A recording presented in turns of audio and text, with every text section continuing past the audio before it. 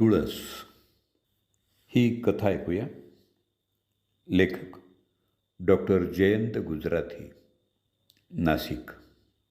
अभिवाचन दत्ता सरदेशमुख. तुळस.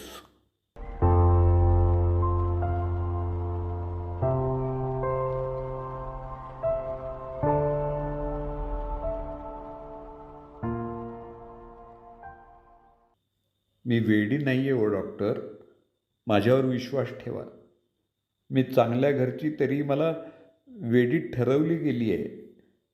विनाकारण डांबून ठेवलं या वेड्यांच्या इस्पितळात. मला गोळ्या इंजेक्शनं याची काहीच गरज नाही आहे. उगाचच माझे हाल करतायत सगळे. नर्स, वॉर्ड बॉय, इथले डॉक्टरसुद्धा. सांगून सांगून थकले मी. परोपरीनं मी विनवण्या केल्या, हातापाया पडले, पण पालथ्या घड्यावर पाणी. म्हातारी झाले म्हणून काय झालं? मी हिंडू फिरू शकते, चांगलं बोलते, तसं वागते सुद्धा. काय न्यून आहे हो माझ्यात की मला या छोट्याशा खोलीत जखडून ठेवले? सुरुवातीला सगळे सांगतील तसं केलं, तरी छळ मांडला गेलाच माझा. मी फाईलवरनं हात फिरवत होतो. 80ला टेकलेल्या बाईंचं बोलणं मी शांतपणे ऐकत होतो. तिच्या बोलण्यात ओघ होता. रडकथाच ती, पण ती रडत नव्हती. हतबलता डोळ्यातून पाझरत असलेली. Very dangerous, violent, possessive. फाईलमधले शेरे आणि तिचं म्हणणं मेळ खात नव्हतं. काउन्सिलर म्हणून नेमणूक झाल्यापासून इस्पितळातल्या 91 पेशंटच्या फायली बघून झाल्या होत्या. नेहमीच्या डॉक्टरांच्या उपचारांमध्ये दखल न देता प्रत्येक केसमध्ये काउन्सिलिंगची गरज आहे का हे पाहून त्यानुसार पुढचे मानसोपचार ठरवण्याची मुभा मात्र होती. तसं पाहिलं तर वेड्यांच्या इस्पितळातली प्रत्येक केस ही आव्हानात्मक असते. तरीही बऱ्याचशा केसेस बरं होण्यापलीकडे गेलेल्या असतात. मग अशा केसेसना वगळून ज्यात काही करता येऊ शकेल अशा केसेस हाताळायच्या, हेही ठरलेलं. मनोविकार तज्ज्ञ व्हायचं हे MBBS झाल्यावर मी नक्की केलेलं. मनोविकार म्हणजे तमानं व्यापलेलं वेगळंच विश्व. प्रत्येक रुग्णाची कथाव्यथा निराळीच. मनोविकारांचे एक एक पदर उलगडले की माणसाच्या मनाची काळी, विकृत, दळभद्री, अनुचित, नैराश्यानं ग्रासलेली, क्वचित शिसारी आणणारी, शेंडाबुडखा नसलेली ही बाजू समोर येत राहते. हे सगळं अभ्यासताना माणसाच्या मनाचं रूप, विद्रूप हे बघून थक्क व्हायला होतं. सगळ्या केसेस हाताबाहेरच्या नसतात. अंधुकशी आशा कुठेतरी असते की संपेल हे नरकातलं जगणं. अशा केसेस निवडून पुढचे उपचार करायचे, हा प्रोटोकॉल. अशीच ही केस. फाईलवर नाव ठळकपणे लिहिलेलं होतं, तरीही मी विचारून घेतलं. नाव काय आपलं? बऱ्याच वेळ त्या बोलल्याच नाहीत. विमनस्कपणे खिडकीतून बाहेर बघत राहिल्या. खोलीतल्या झरोक्यातून उन्हाच्या तिरपीमुळं त्यांचा सुरकुत्याने वेढलेला उदास चेहरा भाजून निघत असलेला. तरीही मगाशी ज्या आजीजीनं म्हणणं मांडत होत्या त्या आता थिजल्यासारख्या. मी उगाच फाईलशी चाळा करत बसलो, मात्र त्यांच्यावरची नजर ढळू दिली नाही. भरभरून बोलणं आणि मधूनच एकदम गप्प होऊन जाणं, हे मनानं आजारी असलेल्यांमध्ये तसं नेहमीचंच. अशा वेळेला वाट बघणं हे ओघानं आलंच. तीही बोलेना, मीही बोललो नाही. इतर रुग्णांनाही भेटायचं होतं. मी हलकेच उठलो. खोलीतून बाहेर पडत असताना दरवाजाजवळ पोचताच मागून आवाज आला. मी वृंदा गोखले. तरीही मी उद्या येतो म्हणत खोली सोडलीच. गुंतागुंतीच्या अनेक केसेस सोडवताना एक एक विलक्षण कथा ऐकायला आणि पाहायला मिळतात. त्यातही काहीतरी चटका लावणारच. त्यापैकीच ही एक असावी.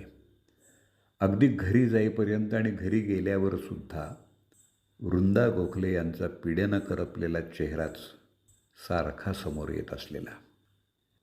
फाईलमधून फारसं काही हाती लागलं नव्हतं.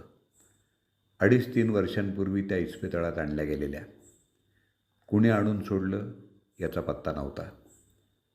त्यावेळचे डॉक्टरही बदलून गेलेले. अधूनमधून त्यांना वेडाचे झटके येतात. त्यावेळेला सतत रडणं, किंचाळणं, कधीकधी दारं खिडक्या आपटणं, हातात असेल ते फेकून मारणं आणि मग जोर ओसरला की उदासवणं होऊन बसून राहणं. काही न खाता न पिता दिवसच्या दिवस. त्यातही मी वेडी नाही हा हेका कायम. सिनियर सिस्टर आणि सिनियर वॉर्ड बॉय यांनी ही वेगळी केस असल्याचं इस्पितळात ड्युटीवर रुजू झालो होतो त्या दिवशीच मला सांगितलं होतं. 1.5 महिना झाला रुजू होऊन. या दिवसात मोजून 6 केसेसच निवडल्या होत्या. त्यात ही गोखलेंची, पडलेल्या चेहऱ्यानं वावरणाऱ्या. दुसऱ्या दिवशी गोखले काकू जणू वाटच पाहत असल्यासारख्या. अगोदर पहिल्या 5 केसेस पाहूनच काकूंना सर्वात शेवटी भेटायचं हे मी ठरवलं होतं, जेणेकरून काकूंना जास्त वेळ देता यावा. नेहमी विमनस्क राहणाऱ्या गोखले काकूंच्या चेहऱ्यावर आज ताजेपणा उमटलेला. इस्पितळात वावरताना रोज नजरानजर व्हायची. डॉक्टर रुग्ण एवढीच ओळख एकमेकांची. गोळ्या औषधं घेतली का नाही असं जुजबी बोलणं. कालपासून प्रत्येक केस वेगळी हाताळायची ठरवल्यावर प्रथमच बोलणं झालं होतं जवळून. आज खोलीत गेल्या गेल्या हात पकडून खाटेवर बसवून घेतलं. मी वृंदा गोखले, बोलू का? मी मानेनं होकार भरताच त्या भडभडून बोलायला लागल्या. 3 वर्ष झाली त्या गोष्टीला. म्हणजे मला वेडं ठरवलं गेलं त्या गोष्टीला. सगळं लख्ख आठवतंय. का नाही आठवणार? सगळं घडलंच होतं विपरीत. कधीही विसरता न येण्याजोगं. 60 वर्षांचा सहवास सोडून हे गेले. दीर्घ आजारानं जर्जर होऊन गेले. सोन्यासारखी 2 मुलं, ते परदेशात US ला, मुलगी कॅनडात. तिघांचाही सुखी संसार. त्यांच्या सगळ्या जबाबदाऱ्या पार पाडून हे गेले. सगळ्या मुलामुलींनी आपल्याबरोबर राहावं ही शेवटपर्यंतची त्यांची इच्छा. मुलं हुशार निघाली. मोठमोठाली पॅकेज घेऊन पंख पसरून उडून गेली. यांनी तर शनिवार पेठेतली बखळवजा राहती जागा तशीच ठेवून कोथरूडला 2 फ्लॅटही घेतले, शेजारी शेजारी. अगोदर मुलीचं लग्न लावून दिलं श्रीमंत सासर पाहून. मग सुना आणल्या. मुलं, मुलगी, सुना सगळे हुशारच, सगळे कमवते. काहीच ददात नाही. गोखले काकूंनी आवंडा गिळला. मध्येच थबकल्यासारख्या. काहीच बोलल्या नाहीत बराच वेळ. मी पाण्याचा ग्लास दिल्यावर तो घटाघटा पिऊन टाकला. यांच्या आजारपणातच 1.5 वर्ष गेलं. इथं मी एकटीच सर्व सेवा केली. पैसा अडका काही कमी पडू दिलं नाही. मुलांना मुलीलाही परोपरीनं विनवण्या केल्या की या भेटायला, बाबांना भेटायचंय. कुणीही फिरकलं नाही. 1.5 वर्षात कुणी फिरकलं नाही. मी माझ्या परीनं कुठेही कमी पडले नाही. शेवटपर्यंत आशा होती की हे हाताशी येतील, बरे होतील, आणखी काही दिवस असतील सोबत. पूर्वीही सुखासमाधानानं जगलो होतो, परत तसंच जगू. मी तर 60 वर्ष अधिराज्यच गाजवलं होतं. आयुष्यात किती दागिने घातले होते, किती पैठण्या नेसल्या होत्या, किती मिरवून घेतलं होतं, मोजदातच नाही. वाटलं होतं असतील सोबत काही दिवस, होतील बरे. पण तसं व्हायचं नव्हतं. बराच वेळ पुन्हा त्या गप्पच. मग एकदम कडवटपणे म्हणाल्या, ते गेल्यावर सगळे आले. क्रियाकर्म पार पाडण्याची ही वाट काही पाहिली नाही पोटच्या गोळ्यांनी. शनिवारातली बखळवजा जागा, कोथरूडमधले 2 फ्लॅट्स, शिवाय गावाकडची जमीन सगळ्यांचा सौदा करून टाकला. मुंबईतली कुणीतरी मोठी आसामी होती त्यांच्याबरोबर. बँकेतल्या लॉकरमधले कॅश आणि दागिने आपापसात वाटून घेतले. 6 महिन्यापासून मुलांनी तयारी करून ठेवली होती सौद्यांची म्हणे. नंतर कळलं मला ते. मी या सगळ्याला विरोध करेन हे गृहीत धरून मला वेडी ठरवण्याचंही ठरवून टाकलं होतं. तसं सर्टिफिकेटही मिळवलं कायदेशीर. आणि मला वृद्धाश्रमात न पाठवता पोहोचवलं या इस्पितळात वेडी म्हणून. एक लॉकर यांनी कुणालाही न सांगता वेगळं ठेवलं होतं. तेवढं वाचलं गिधाडांपासून. तरीही मुलगी विचारत होती, तुला माहेरहून मिळालेली मोत्यांची नथ यात दिसत नाही ती? मग मात्र मी वेडच पांघरलं. आतून तर कोसळूनच पडले.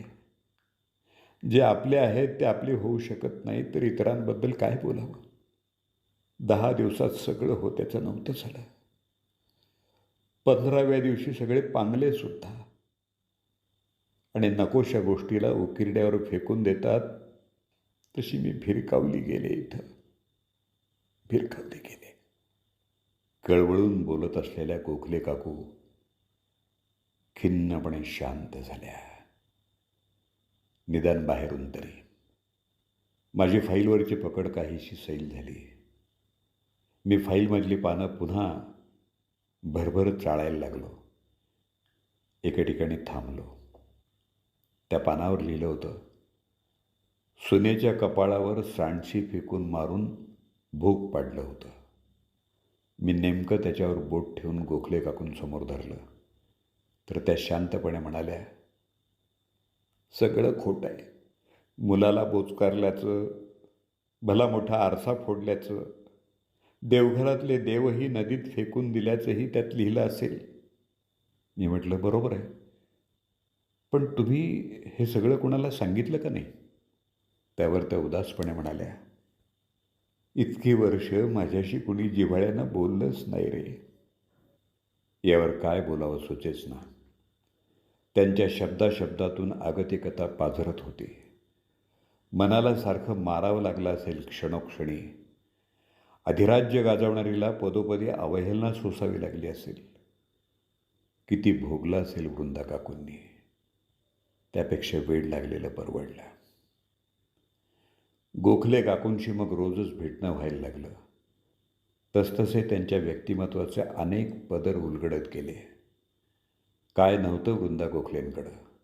अगदी पाळण्यातल्या मुलांसाठी बडबड गीतं, मोठ्या मुलांसाठी गोष्टी, व्रतवैकल्य करणाऱ्यांसाठी कहाण्या, कॉलेजला जाणाऱ्या मुलामुलींसाठी कथा, मोठ्यांसाठी अनुभवाचे बोल.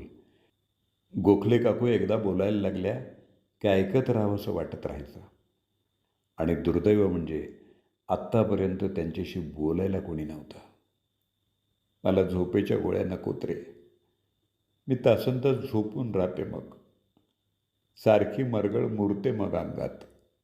मला जगायचं आहे अजून. मला माणसात राहायचं आहे. त्यांच्या काकुळतीनं मलाही गलबलून यायचं. त्यांचा वनवास संपला पाहिजे असं मनापासून वाटायला लागलं. हळूहळू त्यांच्या गोळ्यांचा डोस टेपर करत आणला. बरेच दिवस गेले. गोखले काकू कैदेत असल्याची जाणीव मनाला कोरून खात होती. त्यांच्यासाठी आणखी काय करता येईल यावर विचार करत असताना एकदम सुचलं.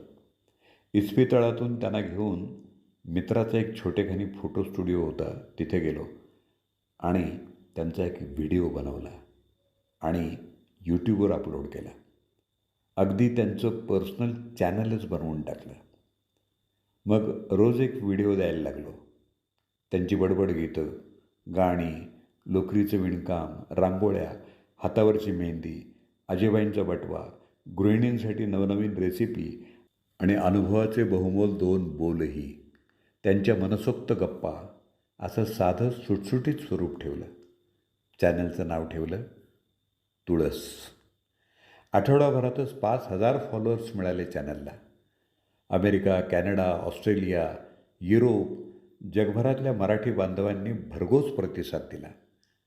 आपापली मतं, आपापल्या समस्या, आपले विचारही तुळस चॅनलवर घ्यायला लागले.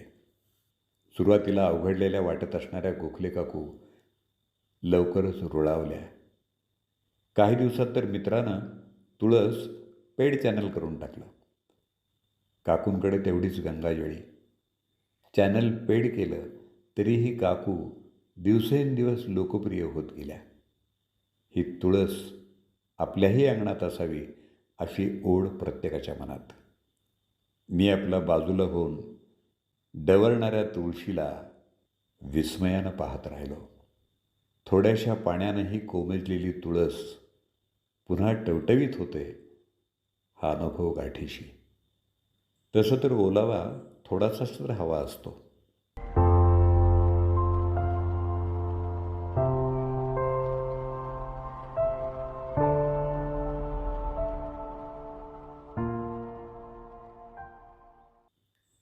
तुळस ही कथा आपण ऐकलीत.